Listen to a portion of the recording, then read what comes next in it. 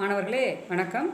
இரண்டாம் பாடத்தில் விடுபட்ட பகுதியான மென்ஸ்ட்ருவல் சைக்கிள், அதாவது மாதவிடாய் சுழற்சி பற்றி இப்போ பார்க்கலாம். ஃபஸ்ட்டு உங்களுக்கு 2 மார்க் ஆகட்டும் 3 மார்க் ஆகட்டும் மாதவிடாய் சுழற்சி என்றால் என்ன அப்படின்னு ஒரு கேள்வி கூட கேட்குறாங்க. நான் இந்த பாடம் நடத்தும் பொழுதே கேள்விகளையும் நான் சைட் பை சைட் சொல்லிடுறேன், நோட் பண்ணிக்கோங்க. மாதவிடாய் சுழற்சி என்றால் என்ன அப்படின்னா, இது பெண்களின் இனப்பெருக்க காலமான பூப்படைதல் தொடங்கி மாதவிடாய் நிறைவாக நிற்கும் காலம் வரை நடக்கக்கூடிய ஒரு காலமுறை சுழற்சி. இதோட கால அளவுகள் பார்த்திங்கன்னா 28 to 29, 28ஆகவும் இருக்கலாம், 29 நாட்களாகவும் இருக்கலாம். இதில் முக்கியமாக நீங்கள் நோட் பண்ண வேண்டியது கர்ப்பகாலம் நீங்களாக. இந்த 3 பாயிண்ட் இருக்கணும். பூப்படைதல் தொடங்கி கர்ப்பகாலம் நீங்களாக மாதவிடாய் நிறைவு அடையும் வரை நடக்கக்கூடிய ஒரு சுழற்சி. இதோட கால அளவு 28 அல்லது 29 நாட்கள். ஓகே, மாதவிடாய் சுழற்சி என்றால் என்ன அப்படின்னு கேட்டால் 2 மார்க் 3 மார்க்கில் இதை எழுதிக்கோங்க. சரி, இப்போது இந்த மாதவிடாய் சுழற்சியில் காணப்படக்கூடிய நிலைகள்னு சொல்லி பார்த்தீங்கன்னா முக்கியமாக 4 நிலைகள் காணப்படுகிறது. மாதவிடாய் நிலை ஃபஸ்ட்டு, இரண்டாவதாக நுண்பை நிலை அல்லது பெருகு நிலை. இந்த அல்லது அப்படிங்கிறத நீங்கள் கண்டிப்பாக நோட் பண்ணிக்க தான் வேணும், சில சமயம் அதை மட்டும் கேட்பாங்க. மூன்றாவது பார்த்திங்கன்னா அண்டசெல் விடுபடு நிலை. நான்காவது லூட்டியல் அல்லது சுரப்பு நிலை. மறுபடியும் சொல்கிறேன், ஃபஸ்ட் ஸ்டேஜ் மாதவிடாய் நிலை, செகண்ட் நுண்பை நிலை அல்லது பெருகு நிலை, தேர்ட் ஒன் அண்டசெல் விடுபடுதல் நிலை, ஃபோர்த் ஒன் லூட்டியல் அல்லது சுரப்பு நிலை. இப்போது ஃபஸ்ட்டு நிலை மாதவிடாய் நிலை அப்படின்னு என்னென்னு பார்க்கலாம். இப்போ இந்த படத்தை பாருங்களேன். படத்தில் மாதவிடாய் நிலை அப்படிங்கிறது இங்கே போட்டிருக்காங்க பாருங்கள், மாதவிடாய் நிலை. இப்போ இதுக்கு எல்லாமே என்ன காரணம்னு சொன்னீங்கன்னா, இந்த முன்பிட்யூட்டில் காணப்படக்கூடிய FSH மற்றும் LH நீங்கள் 11th படிச்சிருப்பீங்க. Follicle stimulating hormone, luteinizing hormone. இந்த ஹார்மோனின் காரணமாக மாதவிடாய் நிலை ஏற்படுகிறது. இதில் பார்த்தீங்கன்னா இந்த ஸ்டேஜில் ஈஸ்ட்ரோஜன் மற்றும் ப்ரொஜெஸ்ட்ரோன் 2 ஹார்மோனோட அளவும் குறைவாக இருக்கும். இது முக்கியமாக நீங்கள் நோட் பண்ணணும். ப்ரொஜெஸ்ட்ரோன், ஈஸ்ட்ரோஜன் ஹார்மோன்கள் குறைவாக இருக்கும் இந்த ஃபஸ்ட் ஸ்டேஜில். 1லேருந்து 5 நாட்கள் இது நடக்கக்கூடிய கால அளவு 1லேருந்து 4, 3 அல்லது 5 இந்த நிலைக்குள்ளே இது நடந்து முடிஞ்சிடும். இந்த ஸ்டேஜில் 2 ஹார்மோன்கள் ஈஸ்ட்ரோஜன் மற்றும் ப்ரொஜெஸ்ட்ரோன் குறைவாக சுரப்பதால் தான் இது ஏற்படுகிறது. சரி, இந்த நிலையில் என்ன ஏற்படும் அப்படின்னு பார்த்தீங்கன்னா, கர்ப்பப்பை நுட்சுவரான, அது உங்களுக்கு தெரியும், கர்ப்பப்பை நுட்சுவருக்கு பேர் எண்டோமெட்ரியம். இது சிதைக்கப்படுகிறது. எண்டோமெட்ரியமானது சிதைவது மற்றும் அண்டம் வெளியேறுது. இந்த 2 நிகழ்வும் சேர்ந்து தான் இந்த மாதவிடாய் நிலை ஏற்படுகிறது. அப்போது ஃபஸ்ட்டு என்ன சொல்லணும், 1லேருந்து 5 நாட்கள் ஏற்படுகிறது. ஈஸ்ட்ரோஜன் மற்றும் ப்ரொஜெஸ்ட்ரோன் ஹார்மோன்கள் குறைக்கப்படுகிறது. அந்த நேரத்தில் எண்டோமெட்ரியம் சிதைக்கப்பட்டு இரத்த ஒழுக்கு ஏற்படுகிறது. செகண்ட் ஸ்டேஜ் பார்த்தீங்கன்னா நுண்பை நிலை அல்லது பெருகு நிலை. நுண்பை நிலையில் பார்த்தீங்கன்னா இப்போ நம்ம என்ன சொன்னோம், ஃபர்ஸ்ட் நிலை 5ல் முடிஞ்சு சொன்னோமா. இப்போ 5ல் இருந்து கிட்டத்தட்ட 14 நாட்கள் வரைக்கும் ஏற்படக்கூடிய ஒரு கால அளவு, 14 அல்லது 13 வரைக்கும் ஏற்படக்கூடிய ஒரு கால அளவு. நீங்கள் எப்போதுமே எந்தெந்த ஸ்டேஜ் எழுதினாலும் அதுக்கு பக்கத்தில் அந்தந்த நாட்களை இன்பிட்வீன் நிலைகளை அது போட்டுறணும். இதுக்கு பேரே பார்த்தீங்கன்னா நுண்பை நிலை அப்படிங்கும்போது என்ன ஆகுதுன்னா, இப்போ என்ன ஆச்சு, அந்த முட்டையில் உடஞ்சனால புதுசாக ஒரு முட்டை உருவாகணும், அதுதான் இது நுண்பை நிலை. இந்த ஃபாலிக்கிள்கள் பெரிதாக வளரக்கூடிய நிலை, பல்கி பெருகுகிறது, உருவத்தில் பெருகுகிறது. எந்த அண்டமானது வளர்ச்சி அடைய போகிறதோ அது பெருசாக வர்றது தான் இந்த நுண்பை நிலை. ஃபர்ஸ்ட் என்ன சொன்னோம், மாதவிடாய் நிலையில் ஈஸ்ட்ரோஜனும் ப்ரொஜெஸ்ட்ரோனும் குறைகிறதுன்னு சொன்னோம் இல்லையா. இங்கே ஈஸ்ட்ரோஜனும் ப்ரொஜெஸ்ட்ரோனும் அதிகரிக்கிறது. இந்த நிலை இதுதான் சின்ன ஃபாலிக்கிளாக இருந்து வளர்ந்து பெரிய ஃபாலிக்கிளாக வருகிறது. எது வரைக்கும், 5லேருந்து ஆரம்பித்து 14 நாள் வரைக்கும் இந்த நிலையானது ஏற்படுகிறது. இப்போ இந்த நிலை, இந்த ஃபாலிக்கிள்கள் வளர்றதுக்கு இன்னும் 2 ஹார்மோன்கள் முக்கியமாக தேவை, அதுதான் FSH மற்றும் LH. இங்கே ஃபர்ஸ்ட் ஸ்டேஜில் இந்த 2 ஹார்மோன் மட்டும் சொன்னால் போதும். இந்த ஸ்டேஜில் இது 2ம் அதிகரிக்கிறது. இது 2ம் ஈஸ்ட்ரோஜன் மற்றும் ப்ரொஜெஸ்ட்ரான் அதிகரிக்கிறது. அட் த சேம் டைம் இது அதிகரிக்கிறதுக்கும் இது நுண்பை செல்கள் வளருவதற்கும் காரணம் என்னென்னா, இந்த முன்பிட்யூட்டுக்கு சுரக்கக்கூடிய FSH மற்றும் LH இதன் துணையோடு தான் அது வளர்கிறது, அளவில் பெரிதாகிறது. அடுத்து அண்டசெல் விடுபடுதல் நிலை.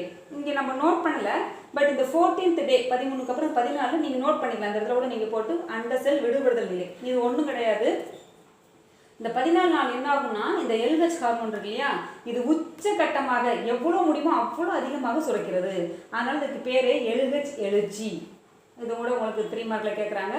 LH எழுச்சி என்றால் என்ன அப்படின்னா, இந்த 14ஆம் நாள் மாதவிடாய் சுழற்சியின் 14ஆம் நாளானது இந்த LH ஹார்மோன் மிக மிக அதிக அளவில் சுரக்கிறது.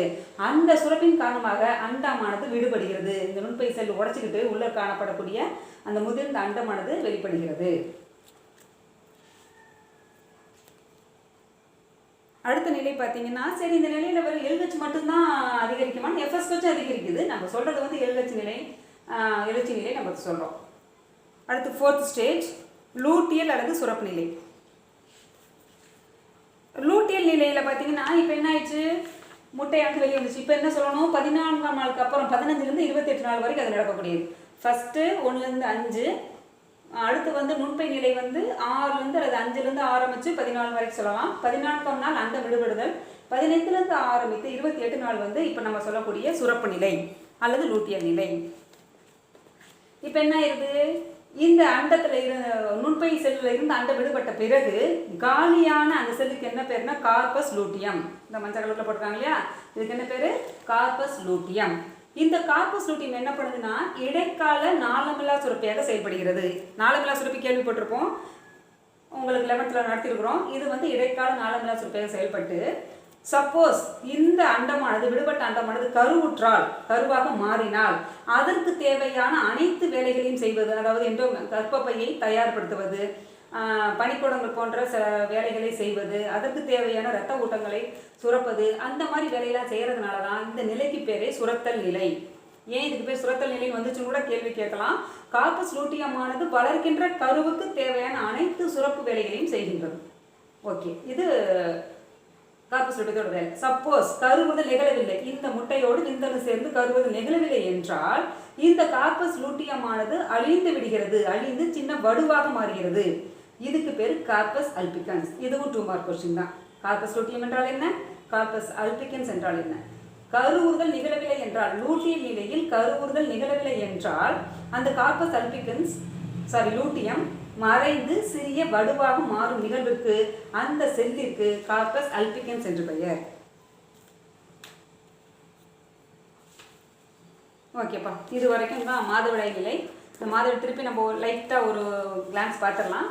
மாதவிடாய் நிலை என்றால் என்ன, மாதவிடாய் என்றால் என்ன பார்த்துக்கோங்க. 3 பாயிண்ட் அதில் சொல்லியிருக்கிறேன். கர்ப்பகாலம் நீங்களாக பூப்படைதல் தொடங்கி மாதவிடாய் நிற்கும் வரை நடக்கக்கூடிய ஒரு சுழற்சி. இது பெண்ணின் இனப்பெருக்க நிகழ்வுகளில் மிக முக்கியமான ஒன்று. 2வது இதோட நிலைகள் பார்த்தோம். மாதவிடாய் நிலை, ஃபாலிகுலர் நிலை, இந்த இடத்துல வந்து அண்டம் விடுபடுதல் நிலை, லூட்டியல் நிலை. மாதவிடாய் நிலை 1லேருந்து 5 நாட்கள். இதில் எண்டோமெட்ரியமானது சிதைவுறுகிறது. அது தவிர இதுக்கு இந்த இடத்துல வந்து ஈஸ்ட்ரோஜன் மற்றும் ப்ரொஜெஸ்ட்ரான் குறைவாக சுரப்பது அதுக்கு ஒரு காரணமாக சொன்னோம். 2வது வந்து ஃபாலிகுலர் நிலை அப்படிங்கும் பொழுது புதிதாக ஃபாலிக்குள்கள் முதிர்ச்சி அடைய ஆரம்பிக்கிறது. ஏதாவது ஒரு வளரக்கூடிய எந்த அண்டம் வளரப்போதோ அந்த அண்டத்துக்கான ஃபாலிக்குள்கள் வளர்கின்றன.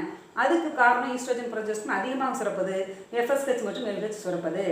அடுத்து அண்டம் விடுபடுதல்னு சொல்லும் போதீங்கன்னா மெச்சூர்ட் ஆனவனே முதிர்ந்த அண்டம் வந்து வெளிப்படக்கூடியது. எத்தனாவது நாள்னா 14ஆம் நாள். இந்த 14ஆம் நாள் அண்டம் விடுபடுகிறது.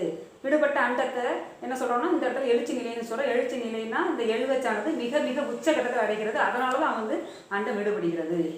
அதுக்கப்புறம் லூட்டியல் நிலைன்னு சொல்லி பார்க்கும்பொழுது 15லேருந்து ஆரம்பித்து 28 வச்சுக்கலாம். அந்த நிலைகளை நம்ம லூட்டியல் நிலைன்னு சொல்கிறோம். இதில் எஞ்சி உள்ள அந்த விடுபட்டு போன அண்டத்தை தவிர காலியான ஃபாலிக்கல்களுக்கு பேர் கார்பஸ் லூட்டியம். இது இடைக்கால நாளமில்லா சுரப்பியாக செயல்பட்டு வளர்கின்ற கருவுக்கு தேவையான சுரப்புகளை சுரக்கின்றது. சப்போஸ் கருவுறவில்லை என்றால் அந்த கார்பஸ் லூட்டியம் கார்பஸ் அல்பிகன்ஸ் என்ற வடுவாக மாறி வெளியேறுகிறது. இப்போது ஒரு சின்ன வீடியோ அதே மென்ஸ்ட்ருவேஷன் மாதவிடாய் சுழற்சி பற்றி தான் பாருங்கள்.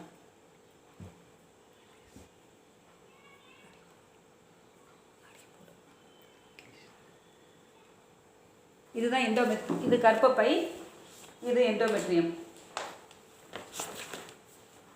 இது அண்டம், இது அண்டக்குழாய், இது பெண்ணின பெருக்க பாதை.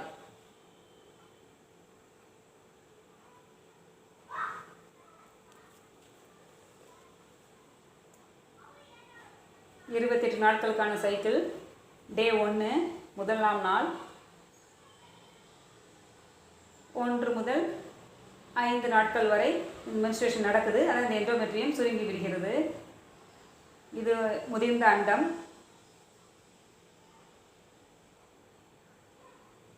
எங்கே இருக்குது பாருங்கள், அண்டகத்துக்குள்ளே இருக்குது அந்த அண்டமானது.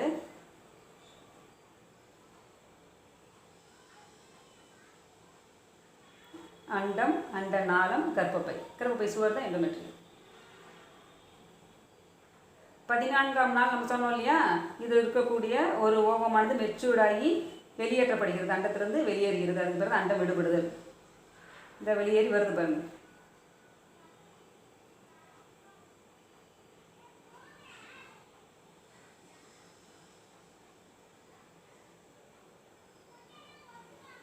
இதுதான் வந்து இந்த இடத்துல இருக்கும் பொழுது தான் கருவுறுதல் ஏற்பட வாய்ப்பு இருக்கிறது.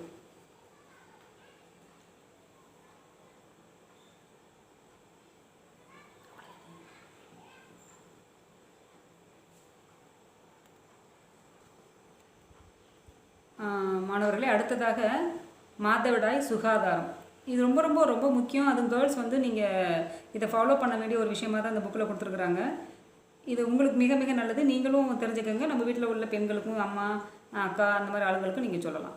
இப்போ பெண்ணோட ஆரோக்கியம் பார்த்திங்கன்னா எதை பொறுத்து இருக்குன்னா, நல்ல உடல்நலம், கண்ணியம், அதிகாரம் செலுத்துதல், படைப்பு திறன், இதுக்கு எல்லாத்துக்குமே வந்து மாதவிடாய் சுகாதாரம் மிக மிக காரணமாக அமைகிறது. இந்த நேரங்களில் பார்த்திங்கன்னா சில பேர்த்துக்கு அதிக மன அழுத்தம் ஏற்படும், பயம் ஏற்படும், சங்கடமாக இருக்கக்கூடிய ஒரு நிலை உண்டாகும். சில கேர்ள்ஸ்லாம் பார்த்திங்கன்னா அந்த லீவ் போடுற மாதிரிலாம் செய்வாங்க. இதெல்லாம் வந்து அவங்களால தாங்கிக்க முடியாத ஒரு நிலையினால தான். ஓரளவுக்கு நம்ம வந்து தூய்மையாகவும் பாதுகாப்பானதாகவும் இருந்தோம்னு வச்சுக்கோங்களேன், இது வந்து ஒரு பெரிய மேட்டராகவே இருக்காது. எந்த மாதிரி பயன்படுத்தலாம், இந்த நேரத்தில் எப்படி நம்ம வந்து விடுபட்டு, அதாவது இந்த பய உணர்வுலேருந்து, அந்த ஒரு மாதிரி சங்கடமான நிலையிலேருந்து எப்படி நம்மளை விடுபட்டுக்கலாம் அப்படின்னு சொன்னால், தூய்மையான விடாய்க்கால அணை ஆடைகளை பயன்படுத்துதல், உறிஞ்சும் தன்மையுடைய துணிகளை பயன்படுத்துதல், விடாய்க்கால உறிஞ்சு பஞ்சு போன்றவற்றை பயன்படுத்துதல், மாதவிடாய் கோப்பைகள் இப்போ புதுசாக வந்திருக்குது. இந்த மாதிரியான பல விஷயங்களை பயன்படுத்தி நம்ம இதை வந்து கையாளலாம். தேவைக்கேற்ப பார்த்தீங்கன்னா 4 to 5 மணிக்கு ஒரு முறை வந்து இதை நம்ம மாற்றினா தான் தொற்றுகள் ஏற்படாமல் இருக்கும். இதையும் நம்ம கவனத்தில் வச்சுக்கணும். 4லேருந்து ஒரு 5 மணி இல்லைன்னா 7 மணி நேரத்தில் அதை மாற்றிடணும். இதெல்லாம் உங்களுக்கு கேட்கலாம். சப்போஸ் நீங்கள் பயன்படுத்தக்கூடிய இந்த அணையாடைகளை எப்படி நீங்கள் போக்கணும் அப்படின்னு சொன்னீங்கன்னா, ஒரு காலில் சுற்றி தான் அதை வந்து அகற்றணும். பொதுவாக வந்து நீர்நிலைகள்லாம் போட்டக்கூடாது. நீர்நிலையில் போடும் பொழுது அது கழிவுநீர் போன்ற குழாய்களில் வந்து அடைப்பு ஏற்படும் பொழுது நீர் வந்து மாசுபாடு ஏற்படுத்துகிறது. அதனால் பல சுற்றுச்சூழல் பாதிப்பும் நோய்கள் ஏற்படுகிறது. அடுத்து மாதவிடாய் நிறைவு. மாதவிடாய் நிறைவு, மெனோபாஸ். நம்ம பார்த்தீங்கன்னா இந்த இப்போ நான் ஃபஸ்ட் எடுத்ததுலேருந்து நீங்கள் பார்த்தீங்கன்னா ஃபஸ்ட்டு வந்து மாதவிடாய் என்றால் என்ன, மாதவிடாய் சுழற்சி நிலைகள் பார்த்தோம். அது ஃபுல்லாக ஒரு 5 மார்க்கும் கேட்கலாம். அதில் நிறைய 3 மார்க்ஸ் இருக்குது. அதை தவிர நீங்கள் அடுத்து வந்து மாதவிடாய் சுகாதாரம் பார்த்தோம். இப்போ தேர்டு வந்து அதுலேயே வந்து மாதவிடாய் நிறைவு, மெனோபாஸ். இது என்ன அப்படின்னு சொன்னீங்கன்னா, இந்த பெண்களோட வாழ்நாளில் அண்ட விடுபடுதல் நடக்கும்னு சொல்லிட்டு இருக்கோம். எவ்ரி மந்த் அது நடக்கும். அது எப்போ நிற்குதோ அதில் இருந்து அதை வந்து மெனோபாஸ் நம்ம சொல்கிறோம். சராசரியாக பார்த்தீங்கன்னா 45லேருந்து 50 வயதுக்குள்பட்ட பெண்களுக்கு இது நிகழ்கிறது. இதுக்கப்புறம் என்ன ஆகுதுன்னா, அண்டத்தோட முதன்மை பணிகள் அனைத்தும் நிரந்தரமாக நிறுத்தப்படுவதுங்கிறதா இதோட பாயிண்ட். இப்போ இது கூட கேட்கலாம், அண்டத்தின் முதன்மை பணிகள் எப்பொழுது நிறுத்தப்படுகிறதுன்னு கூட கேட்கலாம். மாதவிடாய் நிறைவின் டைட்டில் அப்படின்னு நம்ம எழுதணும். இது எந்த வயசில் நடக்குதுன்னு 45லேருந்து 50 வயதுக்குட்பட்ட பெண்கள் நடக்குது. இது மாதவிடாய் நிறைவு. இந்த பாயிண்ட் வந்து நம்ம பார்த்தீங்கன்னா ஃபர்ஸ்ட்டு வந்து நம்ம மாதவிடாய் சுழற்சியில் பார்த்தோம். பருவகாலம் தொடங்கி மாதவிடாய் நிறைவு நிற்கும் அடையும் வரை நம்ம சொன்னோம். அது இதுதான். அவ்வளோதான்ப்பா. அடுத்தது பார்த்திங்கன்னா கருவுறுதல் மற்றும் கருப்பதித்தல். கருவுறுதல் ஃபர்டிலைசேஷன், இது உங்களுக்கு நம்ம ஏற்கனவே ஃபஸ்ட் லெசனில் படிச்சிருக்கிறோம். பால் இனப்பெருக்கம், பல்ல இனப்பெருக்கம் அப்படிங்கிற மாதிரி இது பால் இனப்பெருக்கத்தில் வருது. ஒற்றைமைய விந்தணு ஒரு ஒற்றைமைய அண்ட செல்லுடன் இணைந்து கருவுற்ற அண்டத்தை அல்லது இரட்டைமைய கருமுட்டையை உருவாக்கும் நிகழ்ச்சி. இதுலேருந்து இது வரைக்கும் நோட் பண்ணிக்கோங்க. கருவுறுதல் என்றால் என்ன? ஒற்றைமைய விந்தணு ஒற்றைமைய அண்ட செல்லுடன் இணைந்து கருவுற்ற அண்டத்தை அல்லது இரட்டைமைய கருமுட்டையை உருவாக்கும் நிகழ்ச்சி. இதில் பார்த்திங்கன்னா திறனேற்றம்னு ஒரு கேள்வி கேட்குறாங்க. அப்படின்னு என்னென்னு கேட்டிங்கன்னா, பெண்ணின் இனப்பெருக்க கால்வாயினுள் செலுத்தப்படும் விந்து செல்கள் திறனேற்றம் என்னும் உயிர் வேதி செயல்பாட்டின் மூலமாக அண்ட செல்லை துளைத்து அதை கருவுறச் செய்கின்றன. இங்கே பார்த்தீங்கன்னா இந்த படத்தில் இதன் வழியாக விந்து செல் நுழைந்து இந்த அண்டம், இங்கே விடுபட்ட அண்டம் இங்கே தான் இருக்கும், அந்த அண்டத்தை வந்து கருவுறச் செய்யணும். இந்த கருவுறச் செய்கிறதுக்கு அது எவ்வளோ ஒரு நிகழ்ச்சி, ரொம்ப கஷ்டப்பட்டு தான் வரணும். அதனால் அதுக்கு பேர் திறனேற்றம் நம்ம சொல்கிறோம். சரி, எந்த இடத்துல கருவுறல் நடக்கும் அப்படின்னு சொல்லி பார்த்தீங்கன்னா, அண்ட நாளத்தின் ஆம்புலா பகுதியில் உள்ள இஸ்துமஸ் சந்திப்பை நோக்கி அண்ட செல்லும் விந்து செல்லும் ஒரே நேரத்தில் கடத்தப்பட்டால் அந்த இடத்துக்கு வந்தால் தான் அட்ட டயத்தில் கருவுறுதலானது நிகழ்கிறது. இது ஒரு நீட்டில் கேட்டிருந்தாங்க இந்த கொஸ்டின். இப்போ பார்த்தீங்கன்னா கருவுறுதல், இப்போ நம்ம முக்கியமாக பார்க்குறது கருவுறுதல்னு பார்த்துட்ருக்கோம் இல்லையா. ஒரு விந்து செல்லானது அண்ட செல் நுழைவதற்கு முன்னாடி பார்த்தீங்கன்னா பயங்கர போராட்டமாக நடக்கும். இப்போ அண்ட செல்லை சுற்றி கரோனா ரேடியேட்டர், நம்ம நீங்கள் படம் போட்டிருந்தீங்க இல்லையா, அண்ட செல் அமைப்பில் கரோனா ரேடியேட்டர் பல அடுக்கு செல்கள் காணப்படும். இது என்ன பண்ணுன்னா ஹைலூரானிக் அமிலம் அப்படின்னு ஒரு அமிலத்தை சுரக்குது. இந்த அமிலம் என்ன பண்ணும்னா ஒன்றோட ஒன்று ஒட்டிக்கிட்டு ஸ்ட்ராங் ஆக்கிடும். சுற்றி இருக்கக்கூடிய சுவர் மாதிரி ஒரு பகுதியை நல்லா ஸ்ட்ராங் ஆக்கிடும். அப்போ ஒரு போகக்கூடிய உள்ளே நுழைக்கக்கூடிய, அதாவது அண்ட செல்லுக்கு சுற்றி காணப்படக்கூடிய அந்த கிரானுலர் செல்கள்லாம் சேர்ந்து ஹைலூரானிக் அமிலத்தினால ஒட்டிக்கும். அதை தொலைச்சிட்டு போகணும்னா விந்து செல் என்ன பண்ணுதுன்னா ஹைலூரானிடேஸ் அப்படிங்கிற ஒரு என்சைமை சுரக்கிறது, புரத செறிப்பு நொதி. இந்த ஹைலூரானிடேஸ் என்ன பண்ணுன்னா அந்த கரோனா ரேடியேட்டாவையும் சோனா பெலிசுராவையும் தொலைச்சிக்கிட்டு உள்ள நுழையும். சரி, அப்போ அந்த ஹைலூரானிடேஸ் எங்கே சுரக்குதுன்னா, நீங்கள் விந்து செல் படம் போடும்பொழுது பார்த்தீங்கன்னா அந்த ஷார்ப்பாக இருக்கக்கூடிய இடத்துல அக்ரோசோம்னு ஒரு நொதி போட்டிருப்பீங்க. அந்த அக்ரோசோம் தான் என்ன பண்ணுது, இந்த நொதியை சுரக்குது. அதுதான் அதன் ஹெல்ப் மூலமாக தான் அது வந்து அண்ட செல்லுக்குள்ளே நுழையுது. இந்த வினைக்கு பேர் அக்ரோசோம் வினை. இப்போ என்ன கேட்கலாம், அக்ரோசோம் வினை என்றால் என்ன அப்படின்னு கேட்டாங்கன்னா இங்கேருந்து நீங்கள் எழுதணும். இங்கேருந்து இது வரைக்கும் எழுதுங்க. இது 1 மார்க்கில் கேட்கலாம். அண்ட செல்கள் தன்னை பாதுகாத்துக்கொள்ள சுரக்கக்கூடிய சுரப்பின் பெயர் என்ன, ஹைலூரானிக் அமிலம். அதை வந்து சிதைக்கக்கூடிய நொதி தான் ஹைலூரானிக் டேஸ். இது விந்தில் சுரக்கக்கூடியது. கொஞ்சம் பார்த்துங்க, 1 மார்க் அடிக்கடி கேட்குறாங்க. சரி, இப்போ என்ன ஆயிடுச்சு, பல போராட்டங்களுக்கு அப்புறம் இந்த விந்து செல்லானது அண்ட செல்லுக்குள்ள நுழைஞ்சிருச்சு. இதெல்லாம் நடந்து முடிஞ்சிருச்சு. நுழைஞ்ச உடனே என்ன ஆகும், அண்டமானது சப்போஸ் இங்கே இருக்குன்னா அண்டம் என்ன பண்ணுன்னா தன்னை சுற்றி ஒரு உரையை ஏற்படுத்தி கொள்ளும். அதுக்கு என்ன பேருன்னா கருவுறுதல் சவ்வு.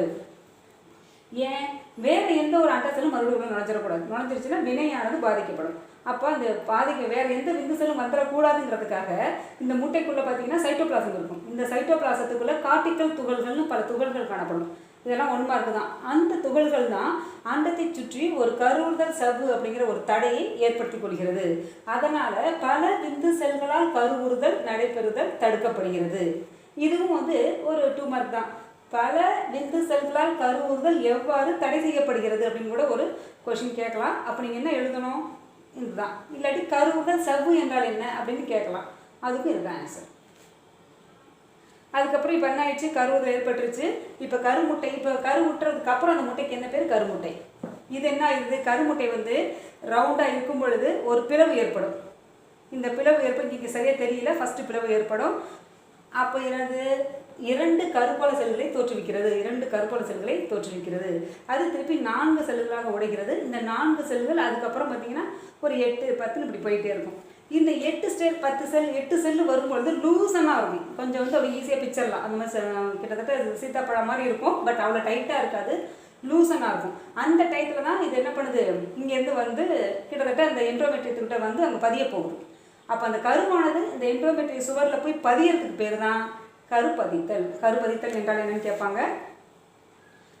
இவற்றை 4 செல்கள், பின்பு 8 செல்கள், அப்புறம் 72 மணி நேரத்துக்கு பிறகு 16 செல்கள் தளர்வான நிலையில் வருகிறது. அதுக்கு பேர் மோருல்லா. அந்த ஸ்டேஜில் தான் இது வந்து என்ன பண்ணுது, எண்டோமெட்ரியத்தில் ஒட்டுகிறது. இப்போது நீங்கள் பாருங்கள், இந்த படத்தை கொஞ்சம் பெருசு பண்ணியிருக்கோம். புக்கில் உள்ள படம் தான். ஃபஸ்ட்டு ஸ்டேஜ் நமக்கு சொன்னது தான். இது அப்படியே ஸ்டேஜ் பை ஸ்டேஜாக போட்டிருக்காங்க. நான் சொன்னது எல்லாமே இதில் வந்துடுது. இப்போ இந்த பாருங்கள், இந்த முட்டையை சுற்றி அந்த உள்ளே முட்டையின் உள்ள சைட்டோபிளாசமானது கார்டிக்கல் துகள்கள் மூலமாக தன்னை சுற்றி மிகப்பெரிய ஸ்ட்ராங்கான உரையை ஏற்படுத்துகிறது. இப்போ பாருங்கள், அந்த விந்து செல்லானது அந்த உரையை வந்து பிச்சுக்கிட்டு போகுது. இந்த அக்ரோசோமானது ஹைலூரானிக் டேஸுங்கிறத சுரக்குது. அதனால் சோனா பெலிசுரா பிச்சுக்குது. அதனால் உள்ளுக்குள்ளே போய் தலை வரைக்கும் போயிடும். உள்ளே வந்து இந்த அண்ட செல் இது விந்து செல் மட்டும் உள்ளே நுழைந்தா போகுதா, போனவுடனே இது வெளியில் வந்துடும், பிச்சுட்டு வெளியில் வந்துடும். இது அப்படியே மெல்ல மெல்ல நகர்ந்து இங்கே காணப்படக்கூடிய அண்ட செல்லை போய் கருவுரை செய்யும். இதுக்கப்புறம் இருக்கக்கூடிய கார்டிக்கல் துகள்கள் தன்னை சுற்றி ஒரு உரையை, அதுக்கு அடுத்த தன்னை சுற்றி ஒரு உரையை ஏற்படுத்தி கொள்ளுங்கிறது இந்த படங்கள். இது அந்த படம் தான் கொஞ்சம் பெருசாக காட்டுறோம். திருப்பி ஒரு லைட்டாக வேணால் பார்த்துக்குங்க. கருவுறுதல் ஏற்படுதுன்னு நம்ம சொல்லிட்டோம். கருவுறுதல் இங்கே தான் நடக்கும். அது 2 செல்லாக உடையுது, 4 செல் ஆகிறது. மொருலா ஸ்டேஜில் ஒரு 72 மணி நேரத்துக்கு அப்புறம் மொருலாங்கிற இந்த ஸ்டேஜுக்கு ஒரு 12, 13 செல்கள் வரும். இது வந்து நம்ம லூசனாக தான் கனெக்ட் ஆகிருக்கும். அந்த ஸ்டேஜில் இது இப்படி நைஸாக நகர்ந்து வந்து இந்த எண்டோமெட்ரியத்தில் பதியப்படுகிறது. இது ஆரம்ப பதிஞ்சதுக்கப்புறம் இனிமேல் நடத்துவேன் 5 to 7 நாட்களில் பார்த்தீங்கன்னா இந்த மாதிரி ஒரு கருக்கோளமாக ஓரடுக்கு கருக்கோளமாக மாறிடும். உள்ளுக்குள்ள ஒடிலற்றதாக இருக்கும், அதில் ஒரு திரவம் இருக்கும். இந்த ஸ்டேஜுக்கு ட்ரோப்போபிளாஸ்ட் நம்ம சொல்லுவோம். இது ஆரம்ப நிலை கருக்கோளம். அது வளர்ந்து உட்பதிந்த கருக்கோளமாக மாறுகிறது. என்ன பண்ணிடுது, இப்போ உள்ள குளிர்ந்து காணப்படும். இனிமேல் வந்து ஒரு குழந்தை வந்து ஃபார்ம் ஆயிடும்.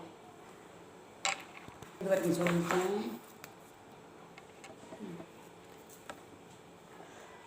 இப்போது அந்த அந்த கருவுற்ற அண்டமானது நகர்ந்து கருப்பை குழியை அடைகிறது. கிட்டத்தட்ட 100 செல்கள் நம்ம ஏற்கனவே சொல்லிட்டேன், படத்தையும் காட்டிட்டேன்.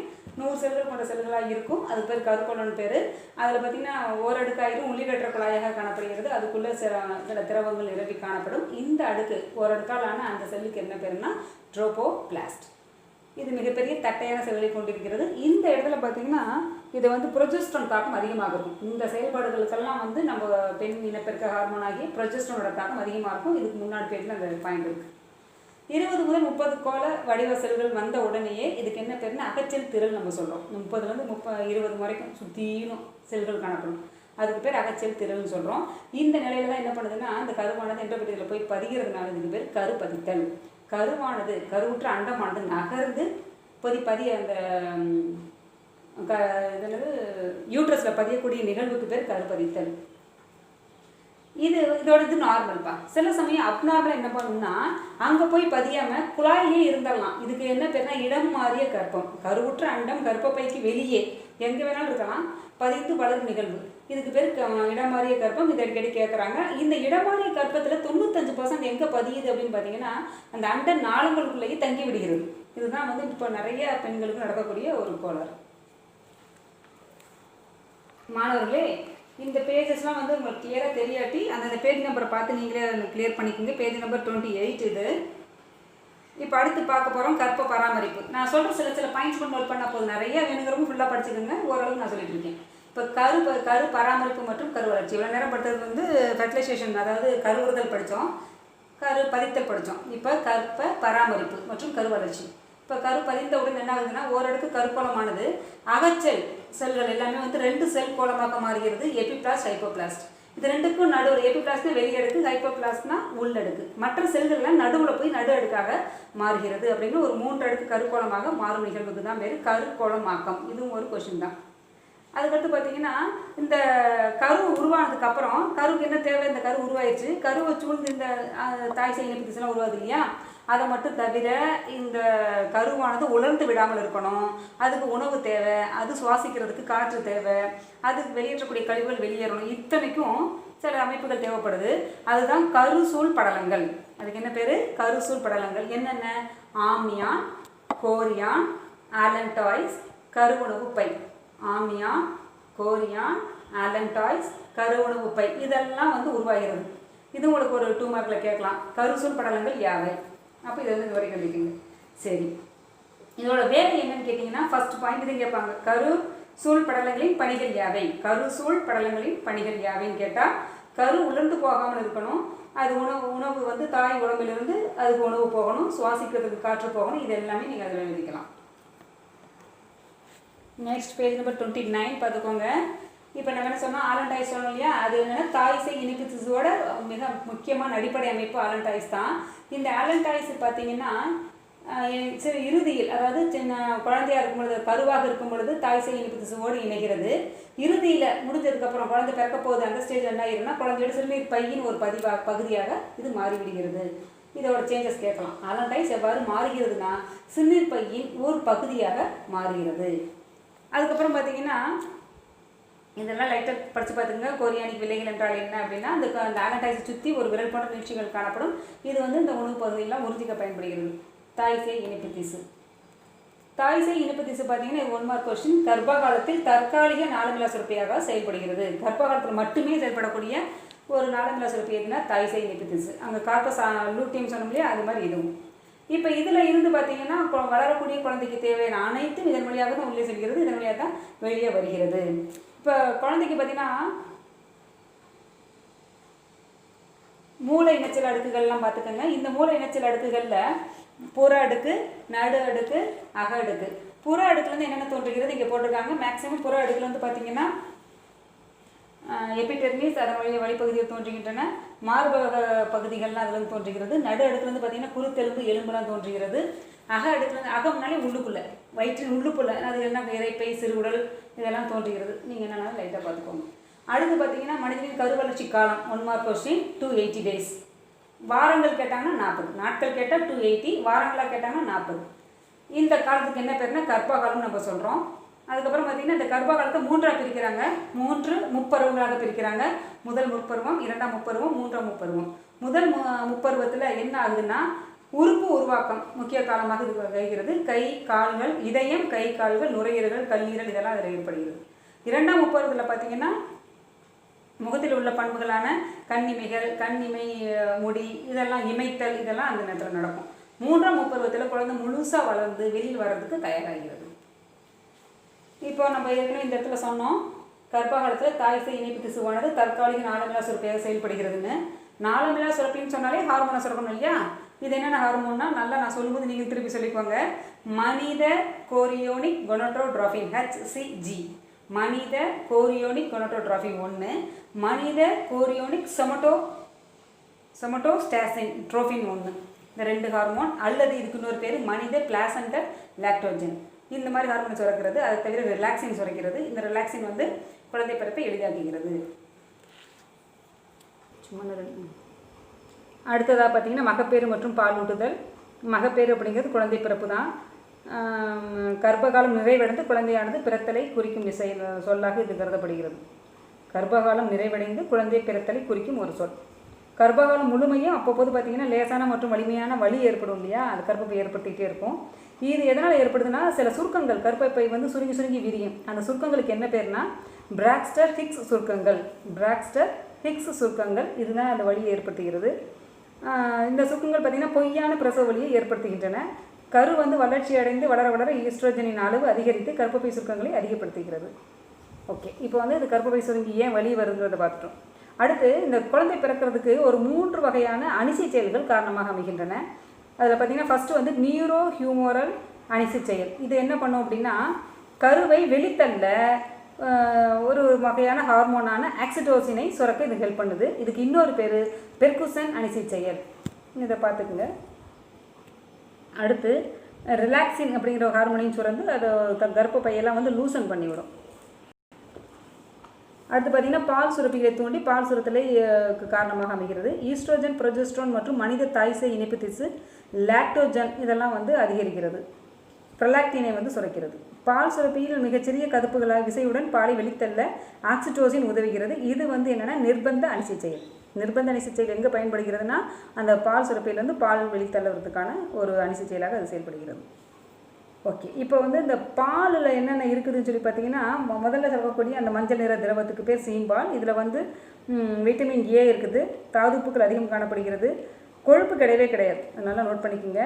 இதில் அதிக அளவு காணப்படுவது IgA அப்படிங்கிற ஒரு எதிர்ப்பொருள். IgA இதுதான் வந்து எதிர்ப்பு சக்திக்கு ரொம்ப ரொம்ப காரணமாக அமைகிறது. இது வந்து ஏன் அதிகமாக குழந்தையில் இருக்குன்னா உணவு பாதையில் ஏற்படக்கூடிய பாக்டீரியா தொற்றை தடுப்பதற்கு இது பயன்படுகிறது.